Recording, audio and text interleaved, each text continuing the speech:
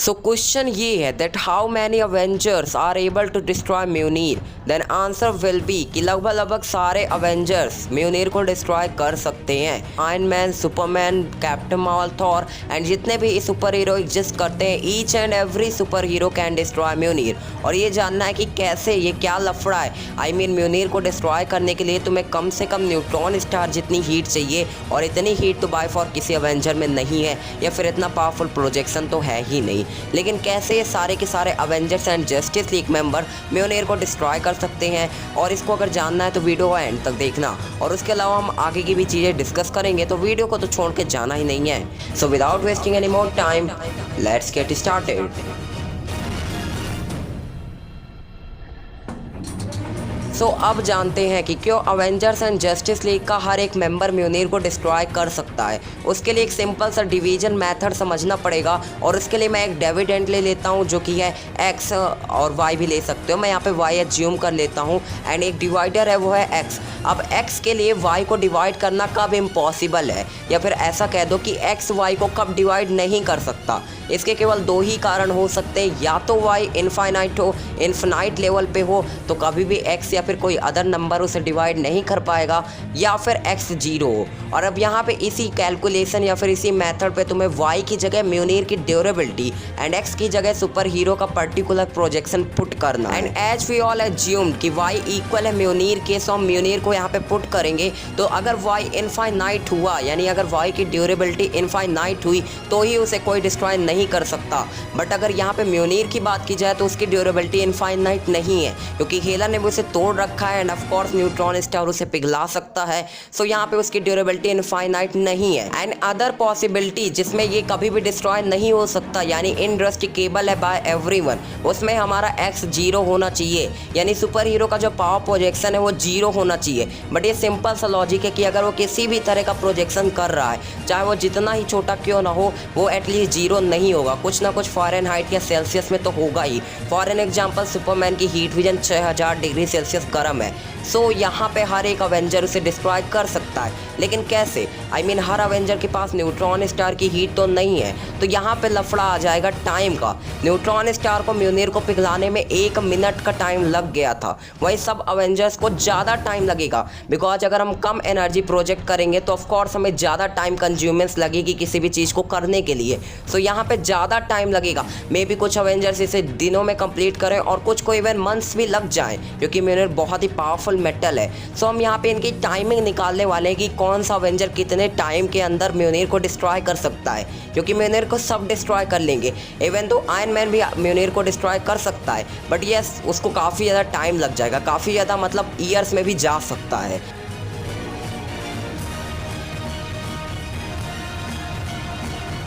सो इससे पहले कि हम किसी पर्टिकुलर सुपर हीरो की टाइमिंग निकालें, हमें एटलीस्ट वाई की वैल्यू पता होनी चाहिए, क्योंकि हम किसी भी सुपर हीरो की टाइमिंग तभी निकाल पाएंगे जब हम वाई अपॉन एक्स या फिर म्यूनिर की durability upon his energy projection करेंगे। बट इसके लिए म्यूनिर की ड्यूरेबिलिटी निकलना, यानी वाई का निकलना कंपलसरी है। तो अब बात करते हैं कि म्यूनिर की ड्यूरेबिलिटी कितनी है। तो यहाँ पे हम म्यूनिर की नहीं बल्कि एक नॉर्मल उरो की ड्यूरेबिलिटी निकालेंगे, क्योंकि म्यूनिर की ड्यूरेबिलिटी की एग्जैक्ट वैल्यू हमें नहीं पता।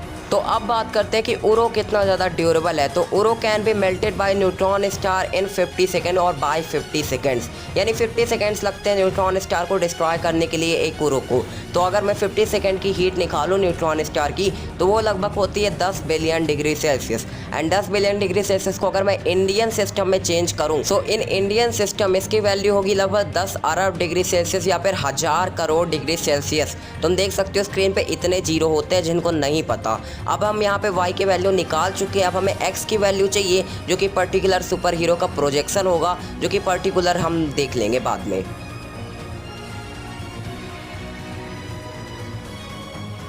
तो सबसे पहले हम बात करेंगे officially most powerful super hero from Marvel and DC. तो मार्वल की तरफ से कैप्टन मार्वल, देखो ऑफिशियली की बात कर रहा हूँ, 100% ये गलत हो सही हो मेरे से इससे कोई मतलब नहीं है।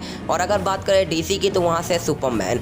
तो सुपरमैन एंड कैप्टन मार्वल का एनर्जी प्रोजेक्शन लगभग सेम लेवल पे है। वो कैसे मैं एक्सप्लेन करता हूँ। तो देखो सुपरमैन का एनर्जी प्रोजेक्शन मतलब डिपेंड करेगा उसके अंदर जितनी एनर्जी है। मे बी वो कभी कभी 10,000 डिग्री सेल्सियस के भी ऊपर चला जाए, या फिर कभी कभी 5,000 डिग्री सेल्सियस के भी नीचे आ जाए। तो अगर देखा जाए तो ऑफिशियली तो नहीं कहा गया, बट ऐसा कहा जाता है कि उसका टेम्परेचर लगभग 6000 डिग्री सेल्सियस है। एंड इस वीडियो में मैंने उसे कैलकुलेट भी किया था, जो कि लगभग 6000 डिग्री सेल्सियस के इक्वल था। और सेम एज मैंने कैप्टन मार्वल का भी एक वीडियो में कैलकुलेट किया था, एंड स्क्रीन में प्रोवाइड कर दूंगा, मैं बार बार नहीं एक्सप्लेन करूंगा, जो कि लगभग था 6000 कुछ डिग्री सेल्सियस। यानी इन दोनों का ही एनर्जी प्रोजेक्शन लगभग इक्वल है। सो अब निकालते हैं टाइमिंग। तो अगर अब बात की जाए सुपरमैन की, तो मैं 1000 करोड़ को डिवाइड कर देता हूँ सिंपल से 6000 डिग्री सेल्सियस से, तो ये लगभग होता है 9.6 लाख सेकेंड्स। तुम्हें दिख रहे होंगे, और मैं भी इससे कैलकुलेशन तुम लोग कर लेना। मैंने एस्टिमेटेड या फिर इक्वल अबाउट नियर वाली वैल्यू निकाल दी है। और अगर मैं इसे डेज में कन्वर्ट करूँ तो ये होगा 19-20 दिन। यानी सुपरमैन को अबाउट 19-20 दिन तक लगातार एनर्जी प्रोजेक्शन करते रहना पड़ेगा म्योनिर को पिघलाने के लिए। और यहाँ पे म्योनिर को नहीं, उरो को पिघलाने के लिए, क्योंकि म्योनिर इंचाइंटेड वेपन है। दैट्स वाई उसकी जो पावर है, उसकी जो ड्यूरेबिलिटी है, वो इनहेंस हो गई होगी। एंड सुपरमैन फैंस के लिए काफ़ी ऑफेंडिंग होगा। मतलब सुपरमैन लगातार 20 दिन तक जब तक हीट विजन प्रोड्यूस नहीं कर देता, उरो का बाल भी बाका नहीं होगा। इवन तो इसके पहले भी एक क्रिएटर ने इसका कंपैरिजन किया था कि क्या म्योनिर मेल्ट होगा, तो उसमें जो उसने कैलकुलेशन ले ली थी वो कॉमिक्स की ले ली थी। आई मीन सुपरमैन की हीट विजन की जो पावर है वो उसने कॉमिक्स की उठा ली, एंड उरो की मेल्टिंग पॉइंट मूवीज से उठा लिया। और उसमें भी न्यूट्रॉन स्टार की जो वैल्यू है वो ओल्ड न्यूट्रॉन स्टार की फिट कर दी थी, या फिर डेड न्यूट्रॉन स्टार की फिट कर दी थी।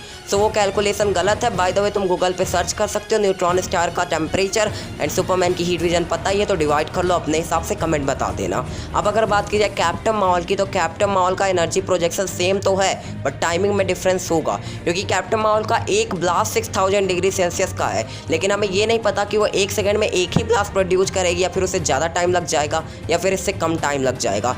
सो अगर अब बात की जाए कि कितने ब्लास्ट में म्योनिर मेल्ट हो जाएगा, तो लगभग कैप्टन मार्वल को 9 से 10 लाख ब्लास्ट प्रोड्यूस करने पड़ेंगे। आई नो बहुत ही ज़्यादा ऑफेंडिंग है, क्योंकि 10 लाख ब्लास्ट में वो पिघलेगा, और सुपरमैन सिर्फ 9 दिन में, आई मीन 20 दिन में पिघला रहा है। तो देखो सुपरमैन को भी काफ़ी सेकंड लगे थे, 9.6 लाख सेकंड, और उतने ही ब्लास्ट कैप्टन मार्वल को प्रोड्यूस करने पड़ेंगे, क्योंकि सुपरमैन की हीट विजन पर सेकंड 6000 डिग्री सेल्सियस प्रोड्यूस करती है, जबकि कैप्टन मार्वल का एक ब्लास्ट इतना प्रोड्यूस करता है। तो it's totally depend on blast, और मुझे नहीं लगता कि कैप्टन मार्वल इतने सारे ब्लास्ट प्रोड्यूस कर पाएगी। इवन तो सुपरमैन भी नहीं कर पाएगा 20 दिन तक लगातार। लेकिन मैं एक चीज़ क्लियर कर दूं कि कैप्टन मार्वल एंड सुपरमैन और जितने भी अवेंजर्स आगे आने वाले हैं, वो सारे अपनी पावर और ब्लास्ट को सिचुएशन के अकॉर्डिंग आगे पीछे या फिर ज़्यादा पावरफुल या कम पावरफुल बना सकते हैं। तो सुपरमैन इससे जल्दी भी पिघला लेगा, but he have to inject more force, क्योंकि ये डिपेंड करेगा सुपरमैन की एनर्जी की। बट हम यहाँ पे यूजुअली बात कर रहे हैं, ना कि मोस्ट पावरफुल या फिर lost powerful. I hope you have understand. तो अब बात करते हैं lighting department of Marvel and DC. तो देखो डीसी का तो पता नहीं, बट मार्वल में जो लाइटिंग डिपार्टमेंट है one of the most powerful super hero में आता है, जो है थॉर, एंड डीसी की तरफ से सेजम। दोनों ही बहुत ही ज़्यादा पावरफुल है, एंड इन दोनों की लाइटिंग मूवीज में गॉडली है नहीं पता नहीं है। तो हम यहाँ पे नॉर्मल लाइटिंग का टेम्परेचर निकाल के 1000 करोड़ से डिवाइड करवा देंगे। तो इनका टेम्परेचर होता है, आई मीन नॉर्मल लाइटिंग का टेम्परेचर होता है 20,000 degree Celsius, and 1000 crore degree Celsius को 20,000 से अब डिवाइड करते हैं। तो टोटल इक्वेशन करने के बाद इसका रिजल्ट आएगा 5.7 डेजेस, यानी कि लाइटनिंग डिपार्टमेंट को 6 दिन लग जाएंगे उरो को पिघलाने के लिए। वेयर म्योनिर and Stormbreaker are enchanted weapon, क्योंकि म्योनिर में पहले से ऑर्डिनरी इंचाइंटमेंट फूका है, तो ऑफकोर्स वो नॉर्मल से ज़्यादा ड्यूरेबल होगा। लेकिन स्टॉर्म ब्रेकर चूँकि एक किंग का वेपन है, वो भी एस्गार्ड का अब तक का सबसे पावरफुल वेपन है, और उसमें न जाने कितनी तरह की और भी पावर्स है, लाइक बायफ्रॉस्ट, समनेशन और भी कई सारी। तो ऑफकोर्स वो इससे भी ज़्यादा टाइम में पिघलेगा। But let me clear one thing कि दैट सेजम एंड थॉर दोनों इसे और जल्दी पिघला सकते हैं बाय यूजिंग थॉर अपनी मोस्ट पावरफुल लाइटनिंग का यूज करे, या फिर सेजम भी अपनी लाइटनिंग को इनहेंस कर दे। मतलब ये कर सकते हैं, बट हम यूजुअली बात कर रहे हैं। तो अब बात करते हैं मार्वल एंड डीसी के सबसे पावरफुल सुपर हीरो यानी वंडा की। एनर्जी प्रोजेक्शन की बस बात की जाए तो वंडा हर एक सुपर हीरो से कई हजार गुना ज़्यादा पावरफुल है, क्योंकि इसका एनर्जी प्रोजेक्शन इतना ज़्यादा पावरफुल है कि स्टॉर्म ब्रेकर के बिना भी थानोस को मार सकती है, जबकि थॉर बिना स्टॉर्म ब्रेकर के थानोस को मार नहीं सकता। वंडा टेलीकाइनेसिस एंड उसकी पावर्स इस लेवल तक इनहेंस्ड है कि वंडा अपनी पावर्स की मदद से वाइब्रेनियम को काट देने वाले मेटल को भी तोड़ सकती है, एंड उसके अलावा एक माइंड जम को भी तोड़ चुकी है, जो कि एक इन्फिनाइट स्टोन है और उसकी पावर भी बहुत ही ज़्यादा थी। अब तुम में से कुछ लोगों का ओपिनियन हो सकता है कि वंडा ने ऑलरेडी उरो को तोड़ रखा है, थैनोस की स्वॉर्ड उरो से ही तो बनी थी। तो इसका आंसर है नहीं, थैनोस की स्वॉर्ड में भी उरो से नहीं बनी, या फिर साफ साफ कहूँ तो 90% चांसेस है कि वो उरो से नहीं बनी। And the reason behind it कि क्यों वो उरो से नहीं बनी, क्योंकि देखो थैनोस के पास जो उरो मेटल से बने हुए ऑब्जेक्ट्स आते हैं वो या तो नेदरविलर से आते हैं और या तो नेदरविलर से ही आते हैं, क्योंकि अदर उसके पास कोई ऑप्शन नहीं है, क्योंकि ऑफ कोर्स वो उरो की खेती नहीं करता है। और अगर वो उरो की पहले से ही इतने सारे पोटेंशियल होल्डिंग वेपन्स बना सकता था तो नेदरविलर में गाउंटलेट बनवाने के लिए जाता ही नहीं। तो यहाँ से हम क्लियरिफाई हो सकते हैं कि थैनोस सिर्फ नेदरविलर से ही उरो के वेपन्स बनवा सकता है। बट अगर ध्यान दी जाए तो MCU में 2014 वाले थैनोस के पास भी अपनी स्वॉर्ड थी और इससे पहले से थी, वो देख नहीं रहो पहुंच रहा था यहाँ पे, और ऑफ कोर्स इसके पहले यूज हुई होगी तभी तो पहुंच रहा था, मतलब डेफिनेटली वो इससे पहले से भी यूज करता आ रहा है। एंड अगर हम 2014 के अचीवमेंट्स लेते हो तो MCU की टाइमलाइन में 2014 में नेदरविलर दिखाया तक नहीं गया था, इंट्रोड्यूस भी नहीं हुआ था। सो ऑफ कोर्स वो उरो नेदरविलर में नहीं बना, यानी कि थैनोस की स्वॉर्ड नेदरविलर में नहीं बनी। एंड अगर वो नेदरविलर में नहीं बनी तो ऐसी कोई भी जगह नहीं है जहाँ पे वो कहीं और से उरो को फॉर्म कर सकता है। तो अब आपके मन में क्वेश्चन आ रहा होगा कि अगर ये उरो से नहीं बनी तो इसने वाइब्रेनियम को कैसे तोड़ दिया। तो देखो मैं बता दूं, वाइब्रेनियम एक पर्टिकुलर प्लेनेट यानी अर्थ महाराज का ही सबसे पावरफुल मटेरियल है, ना कि पूरे यूनिवर्स का। एंड मैं बता दूं, अर्थ जैसे 400 बिलियन प्लेनेट है पूरे यूनिवर्स में, मतलब वाइब्रेनियम जैसे 400 बिलियन और ऑब्जेक्ट्स हो सकते हैं यूनिवर्स में, उसके बराबर ड्यूरेबिलिटी होल्ड करते हैं। एंड 400 बिलियन बहुत ही बड़ा नंबर है, 1 बिलियन में 100 करोड़ होते हैं, मतलब समझ लो 400 बिलियन। तो ऑफ कोर्स 400 बिलियन में किसी एक टाइप ऑफ मटेरियल को उसने पा करके उसके वेपन्स बना लिए होंगे, क्योंकि उरो कोई नॉर्मल सा वेपन नहीं है एंड पूरे यूनिवर्स में बहुत ही ज़्यादा रेयर है। एंड ऑफ कोर्स वाइब्रेनियम के कंपैरेबली तो कई लाख गुना ज़्यादा ड्यूरेबल भी। एंड जितना ये ड्यूरेबल नहीं है वाइब्रेनियम के कंपैरेबली, उससे ज़्यादा यानी कि लगभग 400 बिलियन गुना ज़्यादा रेयर है एज कम्पेयर टू वाइब्रेनियम, क्योंकि वाइब्रेनियम जैसे 400 बिलियन मटेरियल्स भी एग्जिस्ट कर सकते हैं मैक्सिममली, मिनिमम में कुछ भी हो सकता है, मेरे को नहीं पता और MCU ने ज़्यादा इंट्रोड्यूस भी नहीं किया। तो इससे अब कंफर्म हो सकते हैं वांडा ने उरो मेटल की स्वॉर्ड नहीं डिस्ट्रॉय की। और वैसे भी वांडा के ब्लास्ट इतने भी पावरफुल नहीं है, ये सिर्फ 1 सेकंड में वो इतना पावरफुल प्रोजेक्शन कर दे जितना न्यूट्रॉन स्टार पूरे 1 मिनट में करेगा। एंड एक और चीज़ कि उरो जो स्टोन्स है, इन्फिनाइट स्टोन्स है, उनसे भी ज़्यादा पावरफुल है। इसका मैं एग्जाम्पल भी देता हूँ विद प्रूफ। तो देखो थैनोस ने इन्फिनिटी स्टोन्स की पावर से ही इन्फिनाइट स्टोन्स को डिस्ट्रॉय कर दिया, हमने देख रखा, वो भी सिर्फ एक बार में, मतलब इन्फिनिटी स्टोन सिर्फ एक बार में ही डिस्ट्रॉय किए जा सकते हैं स्नैप से। लेकिन उरो मेटल से बना हुआ गाउंटलेट उसने 2 बार यूज किया था, तब भी वो पूरी तरह से डिस्ट्रॉय नहीं हुआ था। मतलब एक तरफ उरो है जो 2 बार स्नैप करने में कैपेबल था, और एक तरफ है इन्फिनाइट स्टोन्स जो सिर्फ एक ही बार में स्वाहा हो गए। इससे पहले भी मान लो उसने 1 बार किया था, 2 बार में ख़त्म हो गए, लेकिन उरो अभी भी कैपेबल था कि वो आगे भी कुछ काम कर सके। सो ऑफ कोर्स उरो ज़्यादा ड्यूरेबल है स्टोन्स के कंपेरेबली, बट येस वंडा कुछ ही मिनट्स के अंदर उरो को भी डिस्ट्रॉय कर सकती है। एंड दैट्स टू मच, क्योंकि वंडा के लिए इतना अप्रिशिएट नहीं किया था, और किसी भी सुपर हीरो का डेज में जा रहा है, वंडा मिनट्स में कर रही है, तो ऑफ कोर्स वंडा बहुत पावरफुल है एंड मोस्ट पावरफुल का दर्जा तो बहुत पहले ही ले चुकी है। तो इससे भी ऊपर लेवल का कुछ बनाना पड़ेगा, सुप्रीम बीइंग लेवल पावरफुल है। अब जो सुपर हीरो ऑफेंड है उनके लिए मैं कहना चाहता हूँ कि सुपरमैन एनर्जी बेस्ड कैरेक्टर नहीं है, वो एक speed and strength based character जो अपनी स्पीड से सबके छक्के उड़ाता है, ना कि अपने एनर्जी प्रोजेक्शन से, लाइक वंडा एंड डॉक्टर स्ट्रेंज। और वहीं थॉर के पास स्टॉर्म ब्रेकर है, मैंने यहाँ पे सिर्फ एनर्जी इंक्लूड की थी, जबकि स्टॉर्म ब्रेकर उरो को बड़े आसानी से काट देगा, क्योंकि हम ऐसा जानते हैं कि एक मेटल दूसरे मेटल को काफ़ी ईजिली कट कर सकता है अगर वो सेम है। And Stormbreaker and Uru same है, इनफैक्ट स्टॉर्म ब्रेकर उससे हायर रैंक डिजर्व करता है, क्योंकि एक तो एन्चांटेड भले नहीं है पर वो किंग के लिए बना है, एंड उसमें बहुत एक्स्ट्रा ऑर्डिनरी पावर्स है, जैसे बाइफ्रॉस्ट को समन करना, उसके बना जो हैंडल है वो लकड़ी का बना है ग्रूट का, तब भी वो उरो मेटल जितना स्ट्रॉन्ग है। ये सब मैंने डिटेल में एक्सप्लेन किया था, उसको मैं एंड स्क्रीन में प्रोवाइड कर दूंगा वाली वीडियो, तो चेकआउट कर लेना, स्टॉर्म ब्रेकर से रिलेटेड है।